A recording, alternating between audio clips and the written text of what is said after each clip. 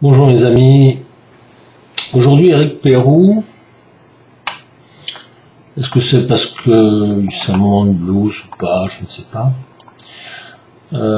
J'ai envie de faire une vidéo qui sera pas forcément très rigolote. J'ai envie de faire une vidéo qui soit le témoignage d'un homme mûr, dirons-nous, et j'ai envie de la faire surtout dans un premier temps, pour vous qui me suivez, vous êtes, pour ceux qui me suivent réellement, 10 ou 15 selon les vidéos, ou qui m'envoyez des messages, super, j'adore votre contribution. Mais d'un autre côté, je me dis que à l'heure où il y a des gourous, où il y a des gens qui utilisent le langage des fois pour tromper les autres. Tiens, je pense qu'il est important que je me présente finalement. Qui est Eric Pérou? Pourquoi en est-il là? Qu'est-ce qui m'a amené à m'adresser à vous, à faire des vidéos? Ouais, c'est ça, c'est un petit peu le journal d'un homme mûr et de ce qu'il a amené à réfléchir de cette façon-là. Alors, je vais essayer de le faire le plus rapidement possible pour que vous puissiez comprendre qui je suis et pourquoi je fais ça. Alors, si on fait un grand retour en arrière, en 1958, quelques jours avant le 5 juin 1958, date de ma naissance, mes parents, à la base dijonnais, mon père, fils du plus gros entrepreneur dijonnais à l'époque, l'entreprise Pérou, mais ça, ceux qui pourraient s'en souvenir aujourd'hui, doivent avoir une centaine d'années, décide de prendre sa liberté. Il a 4 frères de mémoire, 4 frères et une sœur. Ils sont tous associés dans l'entreprise et lui, bien non, c'est un esprit libre et il a besoin de se révéler, il a besoin de faire des choses. Donc il descend dans le sud de la France. Il s'installe, je vais faire en raccourci, il s'installe d'abord à Sainte-Maxime, au Palais des Dauphins. Il monte son entreprise. Il a une grande idée. Cette grande idée, c'est la construction. On n'est pas très loin après la guerre. La population dans le sud de la France augmente. On a besoin de plus en plus de réserves d'eau pour alimenter les villes. Et donc, il va se lancer dans la construction de réservoirs d'eau. Alors, un réservoir d'eau, ça se construit sur une montagne, a priori. C'est le mieux. Et à l'époque, c'est quelques temps après la guerre, les quelques entreprises qui sont là, qui construisent des réservoirs d'eau, sont souvent dirigées par des Italiens. Et mon père amène quelque chose de plus. C'est-à-dire qu'il va mettre au point, on va pas dire inventer, mais quasiment, il va mettre au point des coffrages qui sont des coffrages récupérables. C'est-à-dire qu'à l'époque, les entrepreneurs manquent du bois en quantité, difficilement d'ailleurs, et ils vont coffrer ce qui deviendra un réservoir d'eau, et à la fin du chantier, ce bois-là, on l'abandonne, et le prochain chantier on recommence. Mon père a une idée très lumineuse, c'est-à-dire qu'il va faire des coffrages, c'est du préfabriqué, ce qu'on va pas pratiquement du préfabriqué. Et donc ces coffrages, il va les réutiliser, c'est-à-dire qu'il va standardiser les modèles et il va les réutiliser. Donc effectivement, il arrive avec, je sais pas, 15, 20, 30%, je sais plus, de moins cher que les autres. Donc il va prendre de très gros marchés. Saint-Raphaël, je crois, la Napoule, au-dessus de Saint-Tropez, enfin beaucoup de réservoirs d'eau, je pense, qui existent toujours aujourd'hui, ont été construits par mon père dans ces conditions-là. Dijonnais dans l'âme, patriote au-delà de tout, il a toujours dit à ma mère que de toute façon tous les enfants devraient être nés à Dijon. Nous sommes bourguignons et nous restons bourguignons. Donc quelques jours avant ma naissance, ma maman, très courageuse, pleine de moi, prendra la 4 chevaux Renault et par ce qui était la National 7 à l'époque, puisque l'autoroute n'existait pas, eh bien elle va prendre la route jusqu'à Dijon pour aller accoucher de ce qui deviendra Éric Péon. Voilà, notre serviteur, je vais dire. Donc je nais à Dijon, très rapidement, maman redescend effectivement à Sainte-Maxime, et je serai baptisé en l'église de Sainte-Maxime. Voilà. Les années se passent, nous nous installons, mes parents s'installent au plan de la Tour. Vous en avez peut-être entendu parler il y a 1 ou 2 ans, je crois. Parce qu'il y avait cet artiste-là qui s'est séparé avec cet acteur américain qui habitait au plan de la Tour, dont il vendait une très très grosse villa d'ailleurs. Et nous, à l'époque, nous étions nous préconiers, c'est-à-dire un tout petit hameau, en dessous du plan de la Tour, où mon père avait construit une très très belle maison. Où nous avions à l'époque, je vous parle de ça, donc c'est dans les années 64 à peu près, nous avions déjà la piscine, il y avait une tour pour les pigeons, nous avions une rivière, petite rivière, le Préconier, qui passait dans la propriété. Lorsque nous sommes installés là, le temps de la construction, nous avons vécu sous une tente de l'armée américaine. Mais bon, c'est vrai que le sud du Midi le permet. Les années vont passer, je vais faire un raccourci, j'arrive à l'âge de 9 ans. Quelques années avant, quand même, autour de mes 7 ans, mon père gêne. Il gêne énormément dans le monde du bâtiment, parce qu'il y a toutes ces confréries, il y a toutes ces mafias du bâtiment. Il a pris des marchés et ça ne plaît pas. Donc dans les années, oui, donc j'ai même avant, dans les années 62-63, alors que un membre de l'OS va être arrêté, soi-disant, on trouvera sur son petit carnet le fait que mon père ait donné de l'argent pour l'OAS à l'époque. Donc ils vont essayer de lui faire un procès, ça va pas marcher parce qu'on se rendra compte que ça a été rajouté derrière, c'est du pipeau complet. Donc là ils loupent leur coup. À peu près 1 an après, donc les menaces continuent. Et ça c'est un souvenir d'enfance. C'est un soir, la nuit est tombée. Et sur cette route qui passe à côté de la propriété, eh bien il y a 2 voitures qui s'arrêtent, et là un certain nombre de gens descendent avec des fusils. On a de la chance, c'est qu'il y a un terrain qui nous sépare un petit peu de cette route, et ils vont faire des menaces à mon père d'enlever les enfants et de les tuer. Voilà, voilà l'ambiance un petit peu dans laquelle j'ai été élevé. Mon père, ne se démontant pas, sort avec son fusil, tire 2-3 coups. Pas très courageux, ces gens-là vont se sauver, donc ça se termine comme ça. En 1967, rebelote, ils essayent de faire disparaître l'entreprise de mon père, ni plus ni moins. Donc au-delà du fait qu'il lui casse certains marchés, au-delà du fait que parce que c'est des confréries, c'est de la franc-maçonnerie, c'est mélangé franc-maçonnerie, mafia, le service d'action civique, donc le SAC, qui ont des ramifications jusque dans les caisses, URSSAF, les impôts, etc. Ils vont mettre mon père en faillite, et là ils vont tout nous prendre. Voitures, meubles, maisons qui vont brader, voilà, à tel point que 10 ans après, le notaire, je sais plus son nom d'ailleurs, le notaire de mon père de l'époque, qui avait une grande sympathie pour lui, enquêtera, sans nous le dire d'ailleurs, et 10 ans après, il apprendra à mon père que jamais, jamais, il n'aurait dû être mis en faillite. Jamais on aurait dû nous voler tout ce qu'on avait. Mais bon, c'est fait. Mon père, avant que tout soit vendu, s'envole pour le Canada, parce que c'est la grande période où le Canada recrute énormément. Mon père parle pas anglais. C'est un homme qui a connu un métier très très bon. Vous le verrez par la suite. Mais il a connu qu'un métier, donc il va essayer de vendre des livres en porte-à-porte, etc. Ça marchera pas.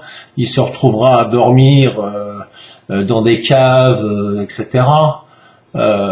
Petite anecdote assez sympathique, donc vous l'imaginez, il avait vraiment pas de sous sur lui. Et un jour, il mange dans une espèce de, ce qu'on en aura nous quelques années plus tard, pas un McDo, mais une espèce de libre-service comme ça, qui est dans un gros building. Et il est assis, il paye sa note, et il attend sa monnaie, parce que la monnaie c'est important, parce que c'est avec cette monnaie-là qu'il va pouvoir manger pour les jours suivants. Et là, il voit le caissier, la caissière, les employés, tout le monde se sauver en courant de l'immeuble. Et il poursuit la caissière en disant ma monnaie, ma monnaie, ma monnaie. Et l'immeuble était en feu. Voilà la petite anecdote. Donc il rentrera en France très rapidement, où il trouvera du travail, etc. Ce qui vous marque en tant qu'enfant, j'ai 9 ans. Ma petite amie, je vais citer son nom parce que vous savez, je crois que votre premier amour, c'est quelque chose que vous garderez toujours. Ses parents ont une propriété, une très belle propriété à côté, donc, enfin pas très loin de notre maison. Et un été, ça va être mon amour d'été. C'est Valérie Condroyer. Son père est producteur de cinéma. Ben voilà, j'emprunte le mini-vélo de sa sœur, on va au village, elle m'offre des glaces,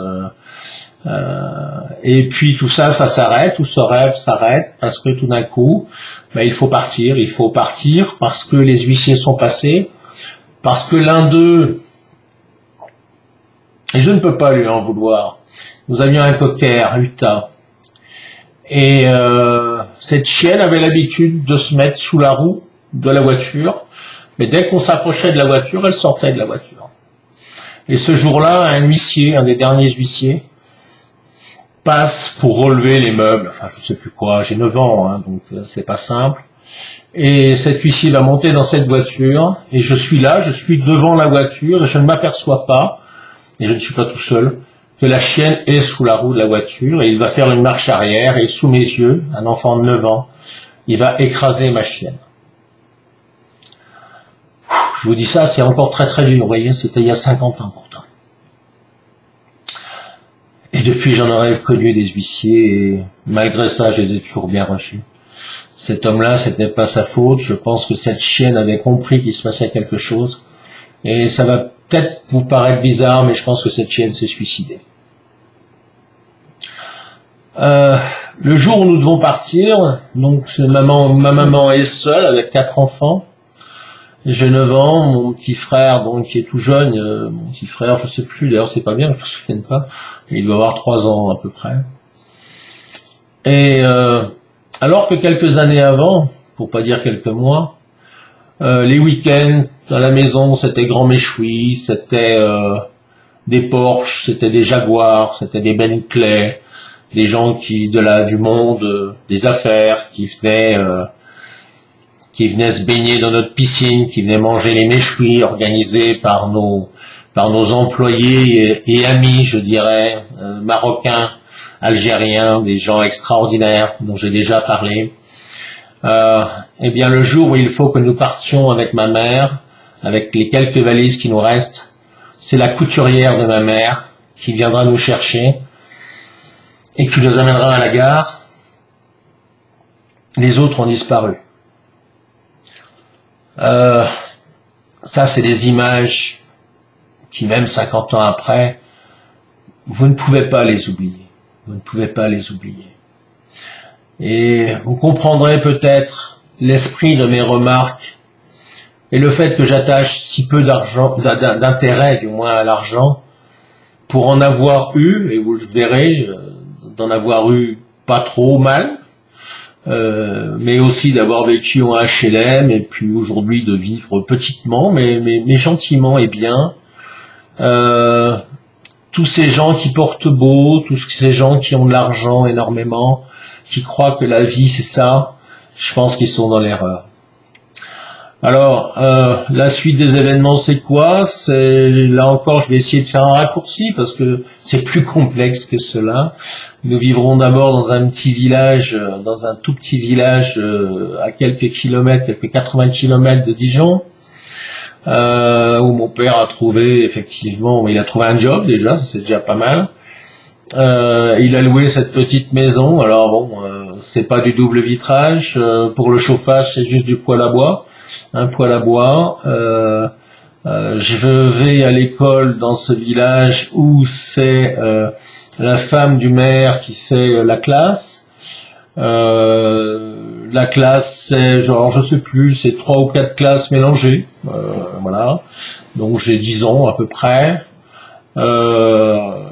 Et là, ben, je suis le citadin parce que mais les vêtements que j'ai, c'est les vêtements qu'on m'avait achetés lorsque ça se passait pas trop mal. Donc, je suis toujours en Bermuda, hein, parce qu'à l'époque, même quand en hiver il fait -20, vous allez à l'école, vous êtes en Bermuda.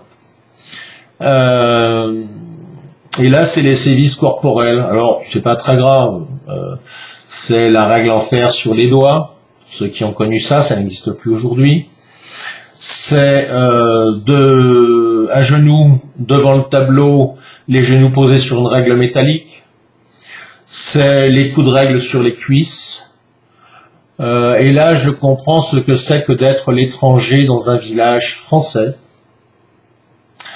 Et que parce que cette femme ne peut pas incriminer les fils de bons paysans qui votent pour son mari et qui sont du pays, eh bien c'est moi, le petit étranger, qui vais morfler pour eux.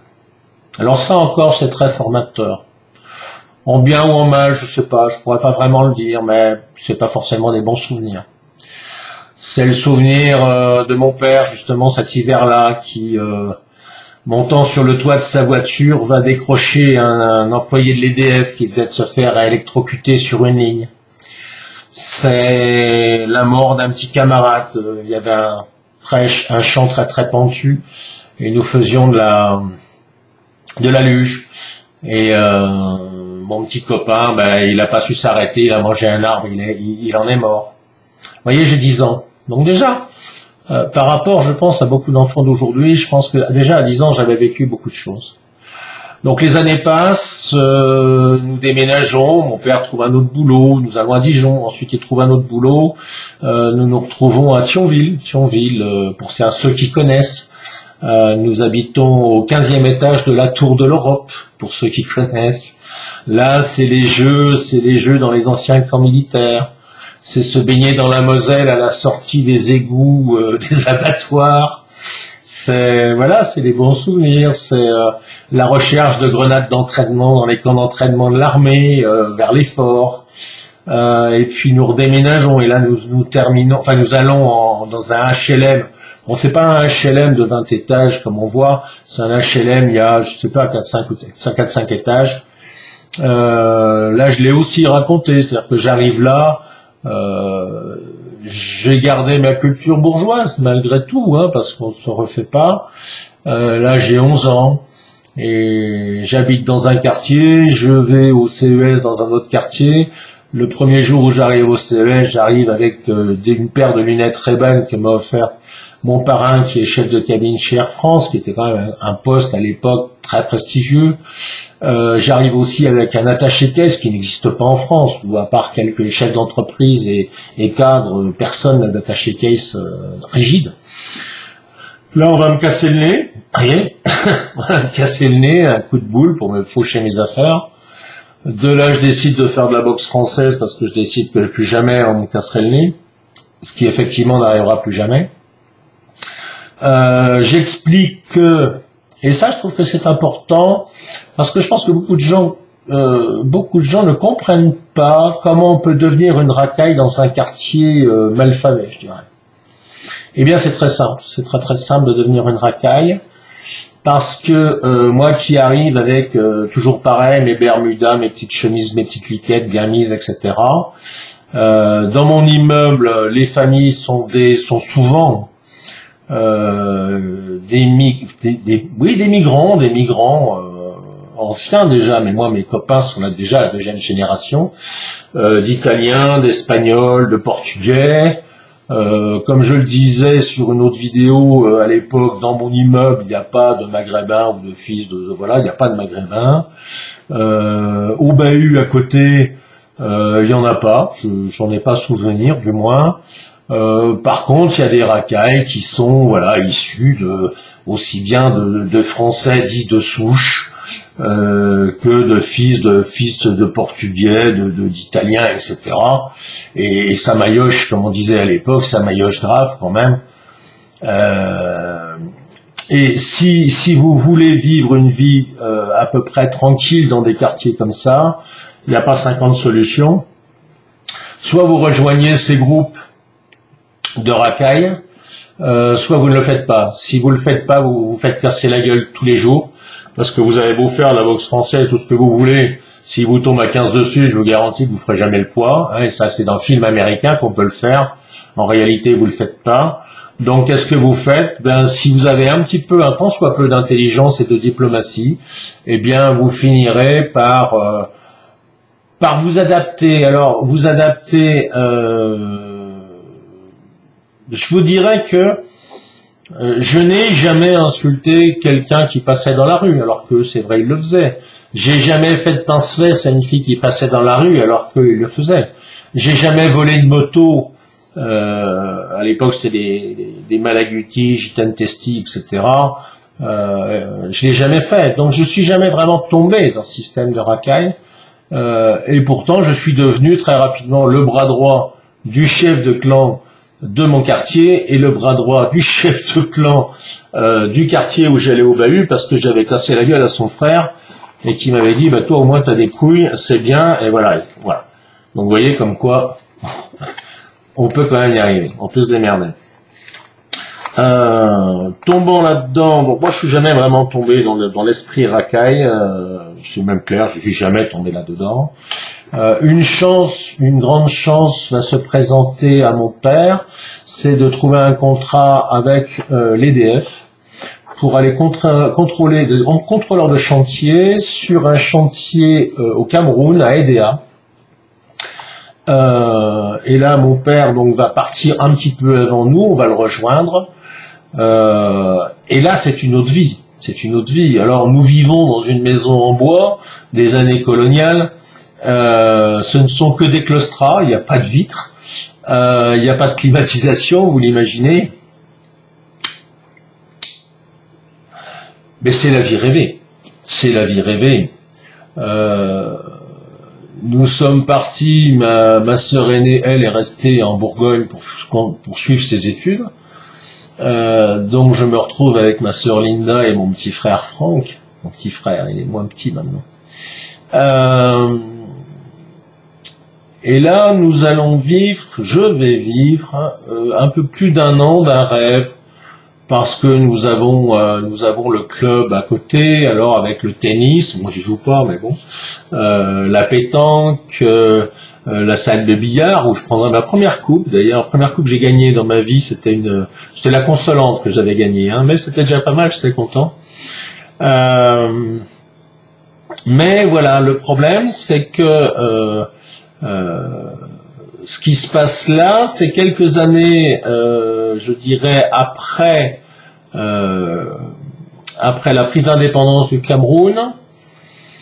Ce quartier où nous vivons, qui était initialement, pendant les colonies, uniquement réservé aux Blancs, eh bien, en toute logique, je dirais, puisqu'il y a la grosse société Alucam qui est donc installée aussi là, bien, il y a des ingénieurs, des cadres supérieurs camerounais qui vont venir s'installer dans ces villas, ce qui est tout à fait logique, hein, ils en ont le statut, donc voilà. Alors la problématique, ce n'est pas ces gens-là, ce sont leurs enfants qui ont atteint l'âge de 14, 15, 16, 17, 18 ans et qui en veulent foncièrement aux Blancs. Bon, alors pourquoi? Il y a ce ressentiment de racisme anti-blanc et il s'avérera que j'aurai à défendre régulièrement des petits blancs, mais quand je dis des petits blancs, c'est des jeunes, des gamins de 4, moi j'en ai vu hein, se faire frapper, ils avaient 4-5 ans les gamins, par des gamins qui avaient 12-14 ans. Et moi très sportif et plutôt doué en boxe entre autres et très très souple hein. À l'époque je fais le grand écart sans échauffement donc j'ai aucun problème. Et ben je me bats régulièrement, jamais pour me défendre moi parce que moi on m'emmerde jamais, mais pour défendre ces petits blancs. Bon, au bout du compte, le gouverneur de la région recevra un certain nombre de plaintes contre moi. Mes parents seront convoqués et là le marché il est clair, ce qu'on devrait faire en France d'ailleurs. Soit c'est toute la famille qui se casse, soit c'est votre fils qui se barre mais on n'en veut plus. Voilà. Donc je prends l'avion, je rejoins ma grande sœur à Dijon et à mon retour j'atterris à Roissy Charles de Gaulle, qui à l'époque ne possède qu'un satellite, je l'ai déjà raconté mais bon, qui ne possède qu'un satellite. Et là j'ai en mémoire quelque chose de très très troublant pour moi encore aujourd'hui. Quand on m'a viré du Cameroun, je pensais que j'étais raciste, parce que je tapais que sur des noirs. Bon. D'ailleurs ça a failli me coûter cher quand même, hein, parce que vous croyez bien que je suis tombé aussi sur des costauds. Hein. Et j'arrive dans ce satellite et c'est vraiment une image que je garde. On a dans la vie, je pense, des images que nous gardons comme ça, parce elles sont imprimées en nous. Et j'arrive dans ce satellite, donc c'est a priori de mémoire, c'est au premier étage, et je me présente devant l'escalator, donc qui me ramène à la zone d'accueil, et je marque un temps d'arrêt. Je marque un temps d'arrêt et je regarde dans le hall d'accueil qui se trouve donc au rez-de-chaussée et je regarde ce melting pot de population. Il y a des blancs, des jaunes, des noirs, il y a de toutes les couleurs et je me ferai une remarque et pourtant je suis jeune, hein, j'ai 13 ans ou un truc comme ça, ouais peut-être 13 ans. Et je me dis non, tu n'es pas raciste Eric, t'aimes pas les cons et t'aimes pas surtout l'injustice. Et ça, je trouve que c'est important à signaler parce que ça marquera tout le reste de ma vie. Alors par la suite, je suis mes études plus ou moins à Dijon. Rapidement, je suis interne, hein, ce qui est normal. Je suis interne au lycée Montchapelet à Dijon. Rapidement. Je m'aperçois que ceux qui sont en première et terminale, donc ce qu'on appelle les grands, mettent un maximum de pression sur les plus jeunes pour leur piquer ou leur dessert ou ou les martyriser des fois pour rien et ça encore une fois ça m'est insupportable. Donc très rapidement je vais me battre. Pas 50 fois, j'en ai pas eu besoin. Hein. Pourtant il y avait des costauds. Hein. Je les ai vite calmés en leur disant maintenant les gamins vous les laissez tranquilles. Voilà, moi je suis là, sachez que je suis là et qu'il ne faut pas les emmerder. Voilà. Donc ça se passera très très bien. Très très bien. À ce titre-là, j'ai eu, je vais citer son nom, tiens, je sais pas si Charles, si un jour tu m'écoutes, j'espère que tu t'en souviendras. Charles Cornubert, fils du président de la Chambre de commerce de Dijon. Charles a jamais été un mec très tanké. Et il y a toujours, vous savez, dans les bahuts, il y a toujours des petits connards, enfin des grands connards, pour faire chier les plus petits. Et Charles, finalement, je le prendrai sous ma protection. Et Charles, on n'emmerdera plus jamais. Et puis, je vais vous le raconter parce que c'est l'un des événements marquants de ma vie. C'est un jour où nous sommes en rang pour rentrer au dortoir. Donc nous sommes à l'extérieur, dans l'escalier. Et sur le stade qui se trouve un petit peu plus loin, je vois un groupe de 3-4, dont un gros costaud, qui sont en train de taper sur ce que je vois de loin, un plus faible, que je connais pas, mais... Et là encore, ça m'est insupportable. Donc là, je cours. Ça calme tout le monde parce que bon, Éric Perroux, on le connaît, donc dès que j'interviens, on fait plus chier le monde. Et c'est un Eurasien.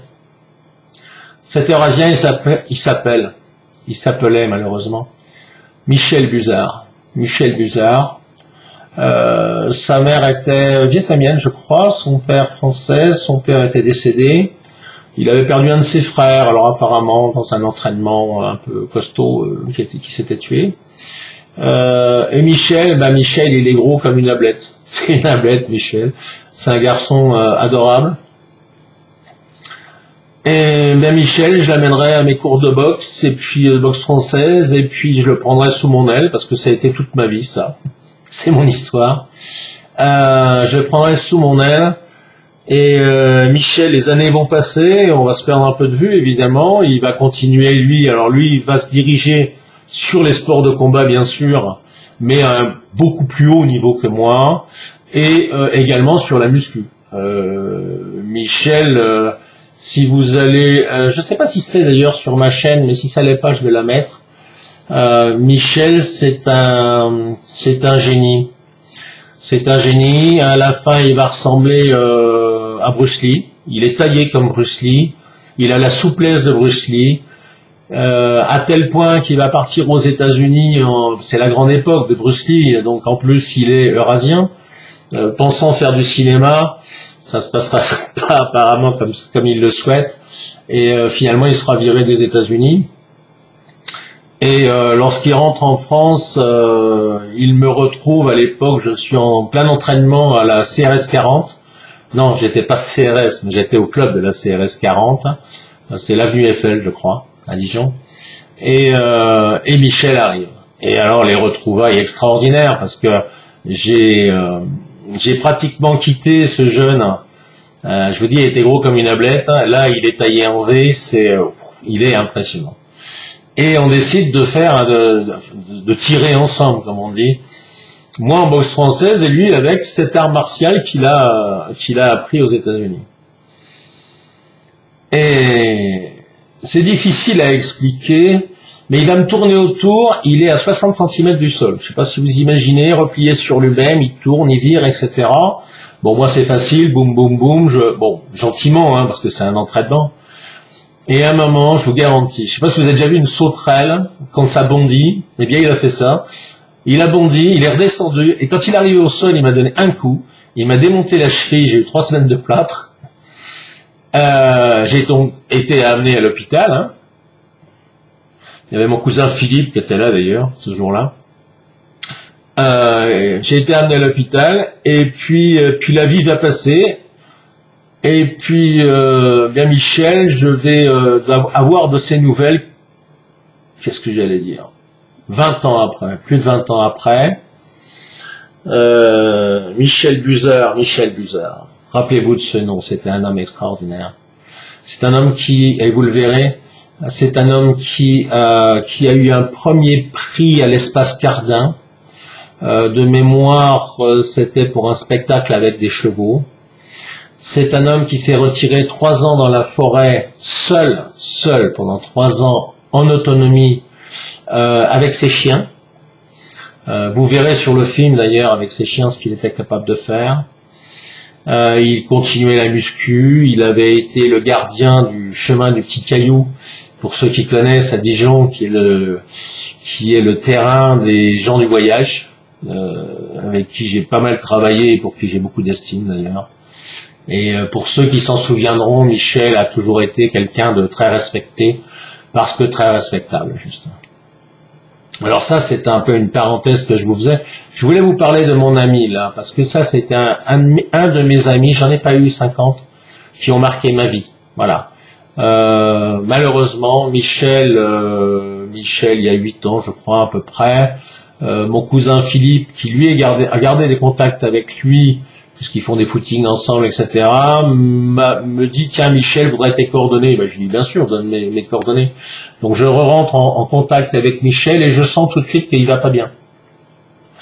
Mais à l'époque, je suis en couple, je suis déjà en Auvergne, et je dis à Michel, mais Michel, n'hésite pas, tu viens à la maison, on va se retrouver, tu vas voir, ça va te faire du bien. Et quelques semaines ou mois après, je sais plus, parce qu'il y a des choses des fois que notre mémoire préfère oublier, eh bien, il va se pendre. Il va se pendre avec un fil de fer en plus, je sais pas si vous imaginez ce que c'est. Mais avant de se pendre, il a euthanasié ses chiens. Voilà.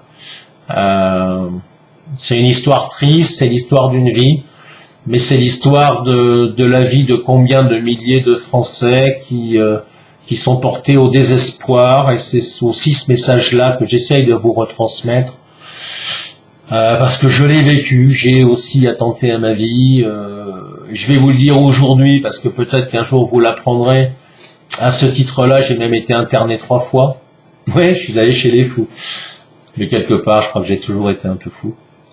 Bon, aujourd'hui, je suis guéri, hein. Si on vous dit que je me suis suicidé, ne le croyez pas, ça serait pas vrai. Parce que j'ai décidé de faire face à la vie. Mais vous voyez, je vous rapportais il y a quelques jours l'histoire de ce paysan qui a tout perdu.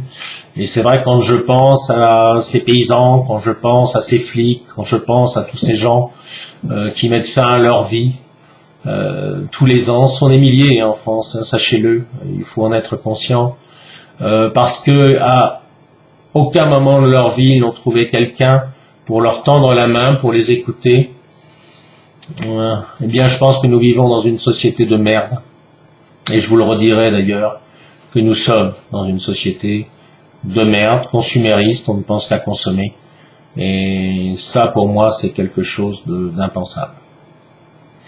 Alors, pour faire, je vais revenir un petit peu. Donc, je suis en première B, Sciences Éco, ça se passe bien. J'ai même les résultats les plus hauts qu'on ait jamais enregistrés du point de vue des notes, parce que je m'intéresse énormément à l'actualité politique, puisque à l'époque j'ai rejoint le Front de la Jeunesse, le Front de la Jeunesse, donc qui dépend du Parti des Forces Nouvelles. C'est Alain Robert, je crois qu'à l'époque qui était dirigeant. Un petit peu trop bobo pour moi. Lors d'une visite à Paris des locaux, je m'aperçois que les militants du PFN et des FJ, c'est des bons fils de gros bourgeois parisiens qui vont casser du bolcho comme ils disent, etc. Moi, c'est pas ma politique, je supporte pas ça. Je vous dis, je supporte pas l'injustice. Donc, je vais passer au Front National. Bon, je vais devenir dirigeant du Front National de la Jeunesse, donc je vais remonter la section à Dijon, qui je sais maintenant, j'ai appris il y a pas longtemps. C'est marrant d'ailleurs, parce que un jeune où nos vies, du moins les vies de ses parents et de ses grands-parents se sont croisés avec la mienne à une époque, et qui aujourd'hui est dirigeant de ce mouvement-là. Après j'ai ma vie professionnelle, je quitte mes études parce que pour moi faire encore 5 ans de fac pour devenir quoi, un mec avec un costard, une cravate, ça me tente pas. En plus, je suis passionné d'automobile à cause de mon frère d'ailleurs, qui lui au départ fait déjà un CAP de mécanique, et c'est lui qui me traînera là-dessus. On fait un peu de motocross, je fais quelques courses sur une Can-Am 370 Can-Am en course 500, donc avec quelques accidents.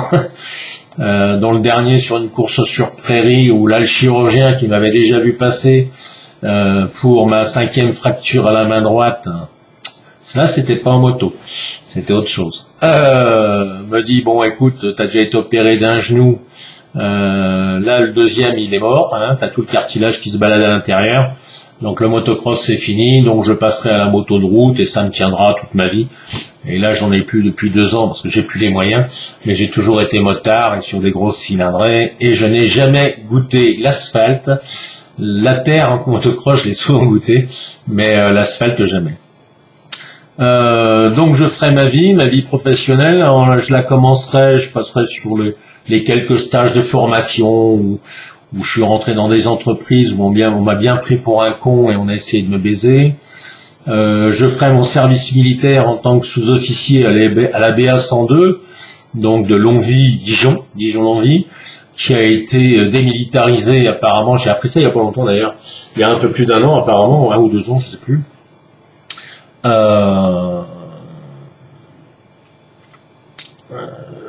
Donc stage de formation de sous-officier, chef d'agrès donc, hein, puisque je suis dans les pompiers, à Toul.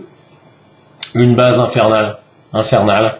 Ce sont les Guadeloupéens et les Martiniquais qui font la loi. Alors que nous sommes tenus à avoir l'uniforme propre, etc., eux ils arrivent en jogging, en basket, etc. Au réfectoire, ils passent devant tout le monde. J'en ai un qui a essayé de me dézinguer un jour, parce qu'à l'entraînement, à l'époque, nous avions encore cette fameuse barre en cuivre qui nous permettait de descendre du premier étage, les premiers étages qui devaient se situer au moins à 10 mètres, à mon avis, pour pouvoir passer les camions en dessous, et qui me sautera dessus. Bon, il m'a loupé, hein. Moi je l'ai pas loupé à l'arrivée, par contre. Et là, cette impression de racisme et d'inaction, je dirais, des officiers et des sous-officiers. Et là, je m'adresse aux cadres de l'armée française, mais pas seulement, je m'adresse aussi là aux politiques. Comprenez bien que si vous ne faites pas respecter la loi et le droit pour tout le monde, pareil, eh bien à un moment, il y en a un qui se sent supérieur à l'autre. Et là, à Toul, par exemple, eh bien les Guadeloupéens, fallait rien leur dire, vous comprenez? Ah oui, parce qu'on les aurait stigmatisés. Et donc, automatiquement, ils bouffaient la cervelle des petits blancs. Bon, moi, ça n'a pas marché, hein. D'ailleurs, je me suis frité là aussi. Donc, je reviendrai donc à Longwy pour faire mes classes. Là, je peux le dire aujourd'hui. Alors là, je vais vous dire un truc pour vous dire l'état d'esprit dans lequel je suis. Quand même. Le colonel, j'ai perdu son nom, c'est dommage. C'était vraiment un type très très bien qui dirigeait la base à l'époque. Donc moi, je suis de la 78-12. Malheureusement, ça m'étonnera qu'il soit encore en vie, parce que j'ai quand même presque 60 balais, donc aujourd'hui, il doit en avoir au moins 80, mais pourquoi pas, pourquoi pas. Il va me citer en exemple pour ma tenue, parce que c'est vrai que moi, mes vêtements sont passés au pressing, je suis toujours impeccable, je marche au pas comme il faut, je fais marcher au pas mes gars comme il faut. Par contre, quand certains ont des emmerdes avec des sous-officiers de merde, c'est moi qui vais les défendre. Donc là, je suis aimé par mes hommes. Je suis vraiment aimé par mes hommes. Ils me craignent parce qu'ils savent que voilà, avec moi, faut pas rigoler. Mais par contre, ils m'aiment parce qu'ils savent que quand ils sont dans la merde, Eric Pérou, il est toujours là. Et ça déterminera toute ma vie, je dirais. Hein. Maintenant que vous avez peut-être un peu plus l'idée de qui je suis, pour avoir connu l'injustice très très jeune, je peux pas la supporter. Pour moi, c'est quelque chose d'impossible. Et d'ailleurs, petite anecdote. J'ai oublié son nom, mais vaut mieux d'ailleurs.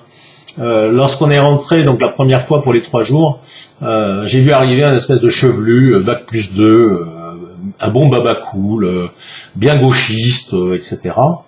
D'ailleurs, qui finira dans l'administration. Hein. Mais qui était sympa quand même, mais bon. Donc on est tous passés à la tonsure, hein, donc c'était ça à l'époque. Et il va faire avec moi l'école des sous-officiers, où il aura évidemment très bons résultats. Donc comme moi, il aura le grade à la fin de sa période de sergent. Ça a été la pire ordure. Ça a été la pire ordure avec ces gars. Une sous-merde. Heureusement qu'on n'était pas dans la même division, parce que franchement, pourtant on était bien potes, hein.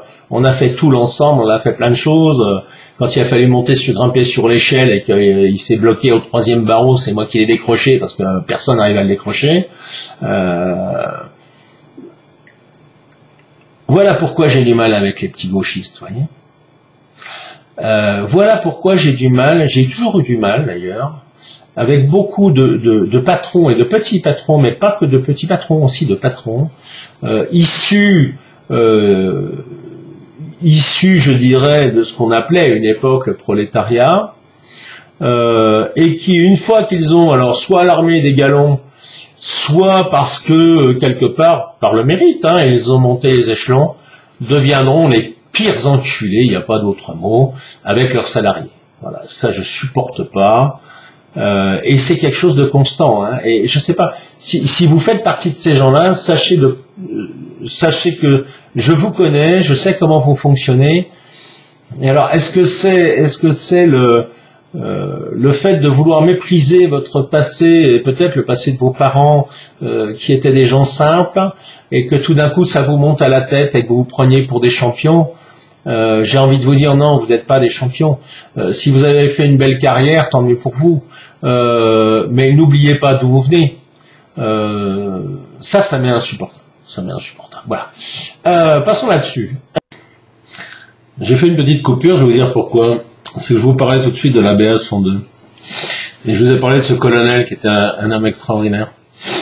Et je vous ai dit que j'avais un aveu à faire.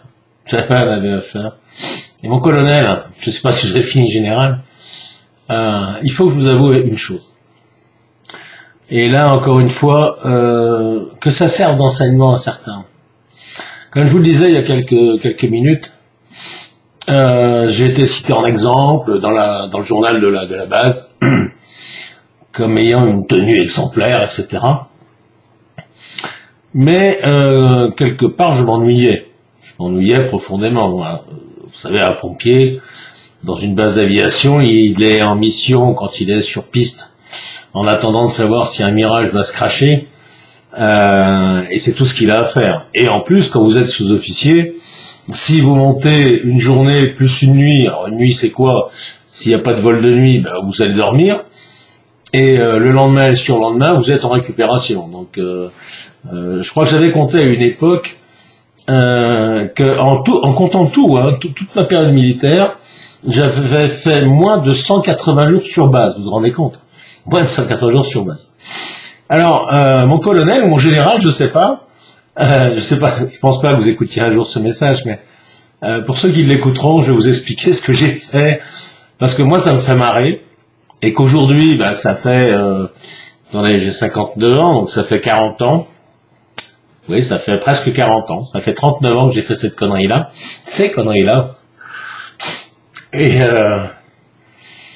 que j'ai envie de vous la raconter. Pour vous montrer où on était déjà l'état de l'armée à l'époque.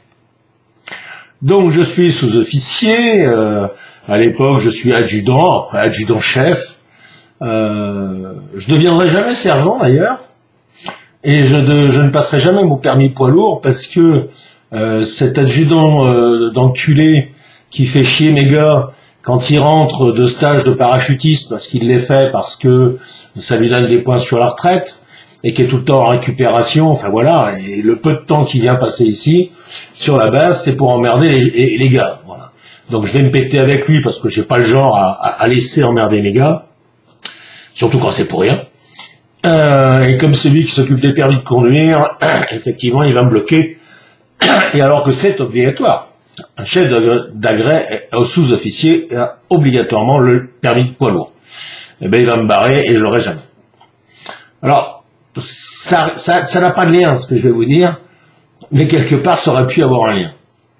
À savoir que je vais me donner des missions à moi-même, qui sera, cette mission, ça sera simplement de contourner tous les interdits de la base. Tous les interdits de la base.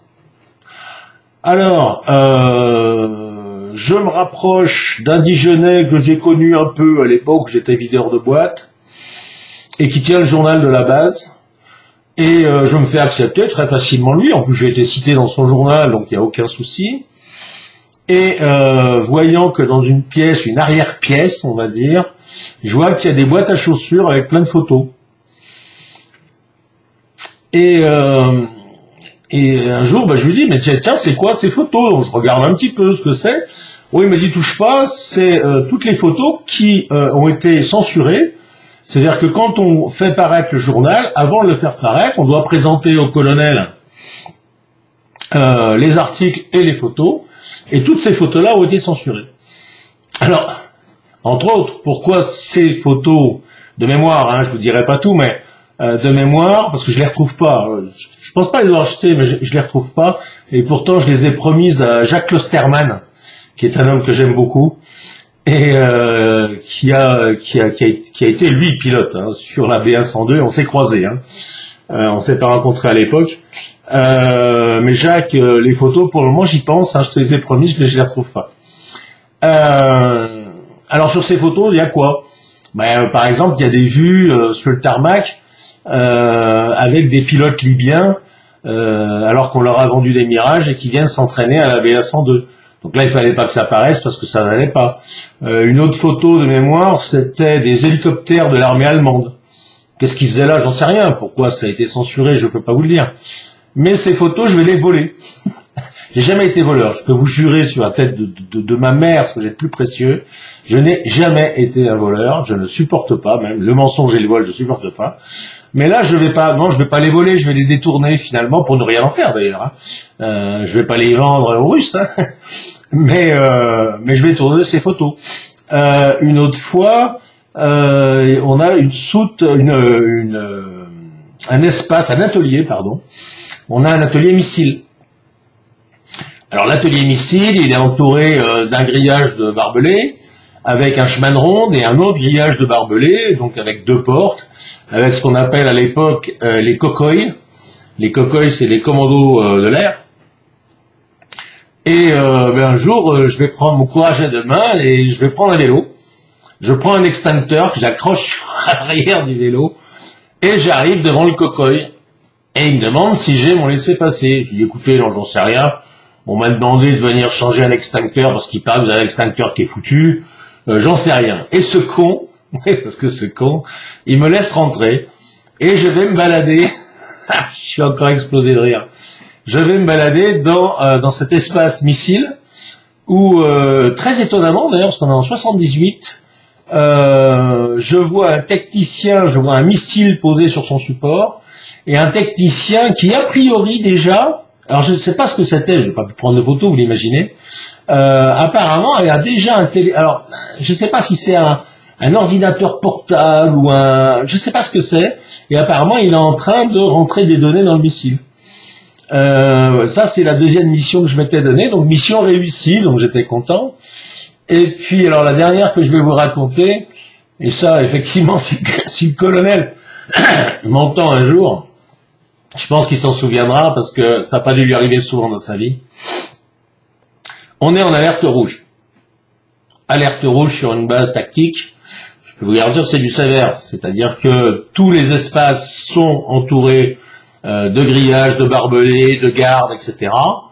Donc je m'occupe moi de la sécurité de la SSIS. Donc je mets les gars en place, on déballe tout ce qu'il fallait, etc.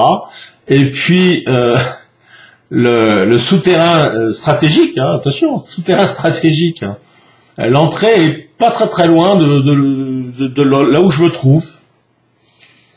Et au bizarre, je me rends compte que même la cantine elle est protégée et le souterrain il est pas protégé. Donc là, de mémoire, hein, parce que je vous dis ça fait presque 40 ans, je descends un escalier, je frappe à une porte. Là, il y a un mec qui ouvre un petit sas comme ça, vous savez, comme dans les boîtes de nuit.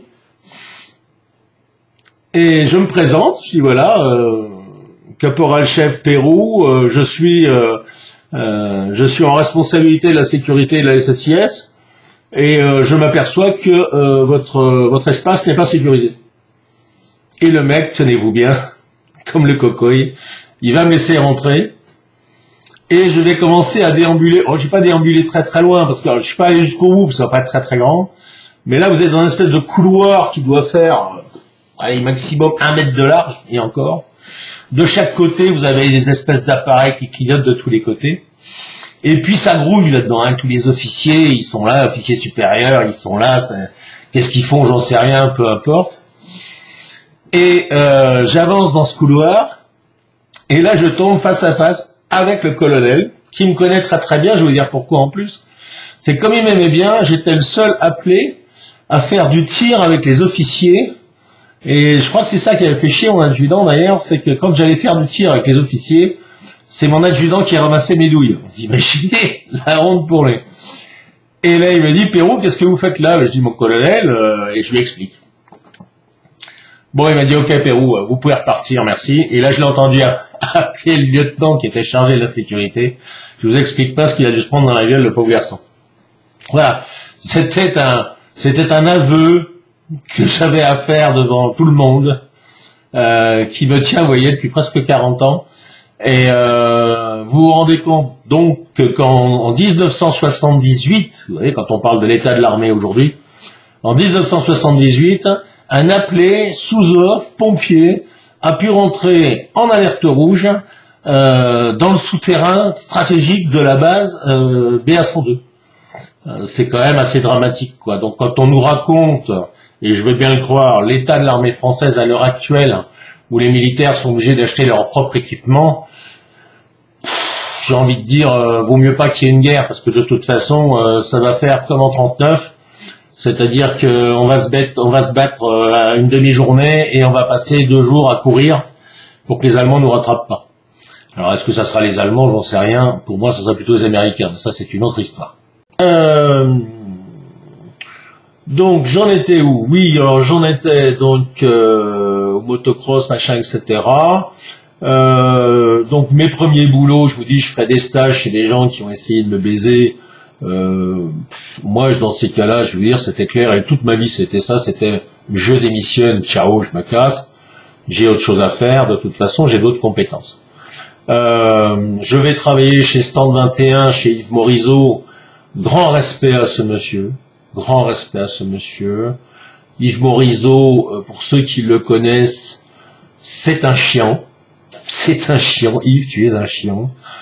Mais tu es un mec génial. Génial, et je te dois beaucoup, beaucoup, beaucoup. Et même si j'ai quitté ton entreprise, et que je pense que même encore aujourd'hui, t'as pas compris pourquoi j'étais parti, surtout que j'ai quitté cette entreprise où quand même très rapidement Yves m'a donné des responsabilités de très bon niveau. D'ailleurs, j'étais le seul salarié à part le sous-directeur, qui était aussi salarié, à prendre des cours d'anglais avec Yves, Serge, son frère, et l'épouse de Yves, parce que je pense que Yves avait déjà des vues sur moi pour, mais ça je l'avais pas compris à l'époque, l'évolution de ce qu'il donnera à son entreprise plus tard.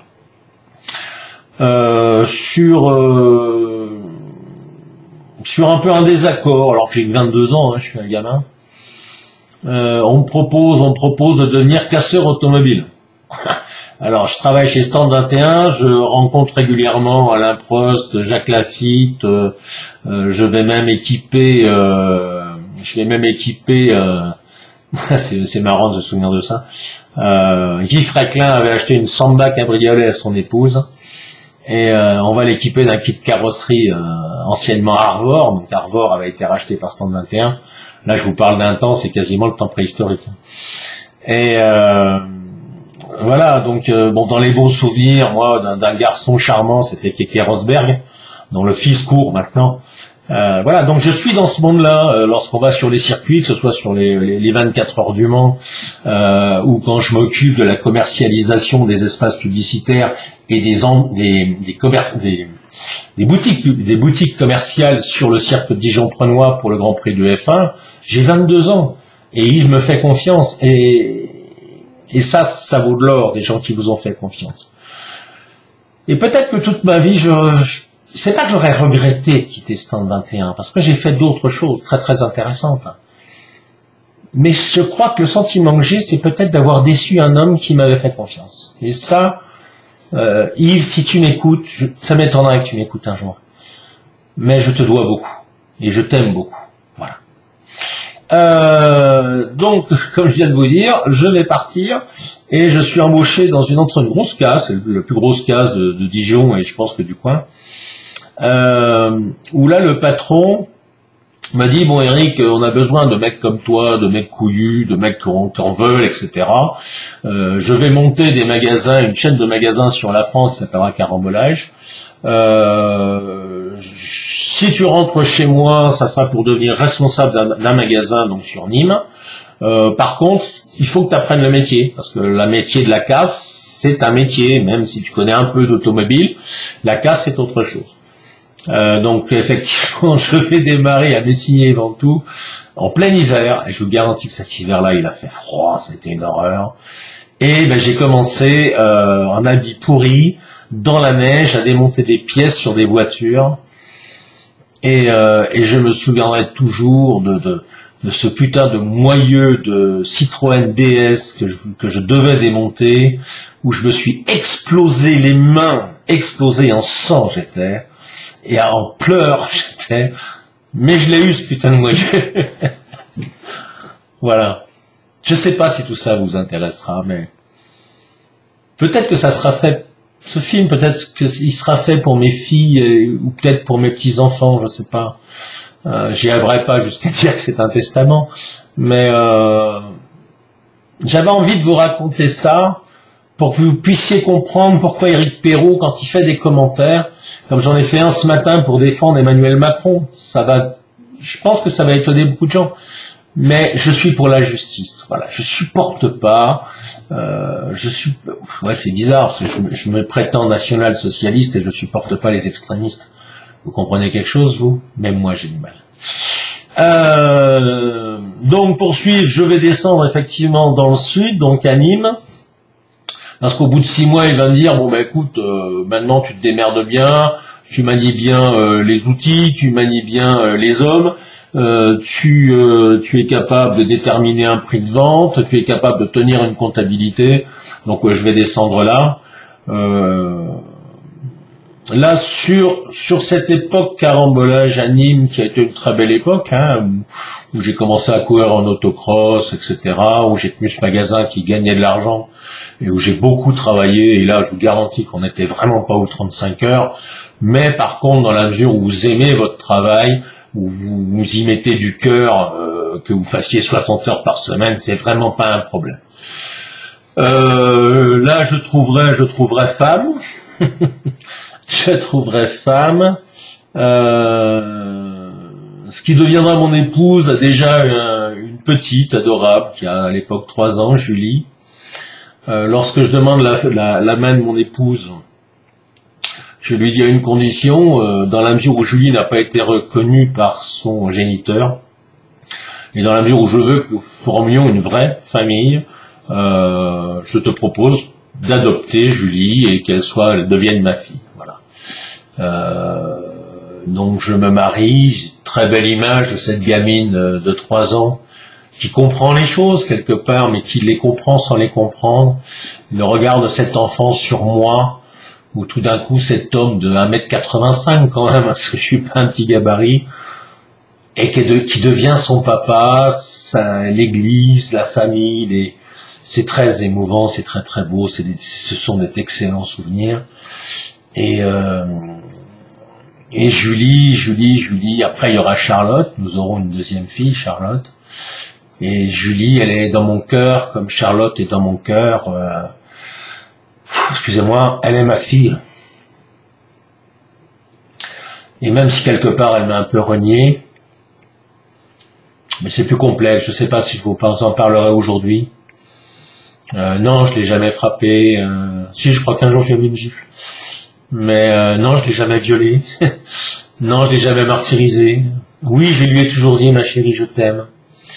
Parce que mes parents ne savaient pas le dire. Donc moi, j'ai appris à le dire. Mais, excusez-moi, il faut que j'arrête là.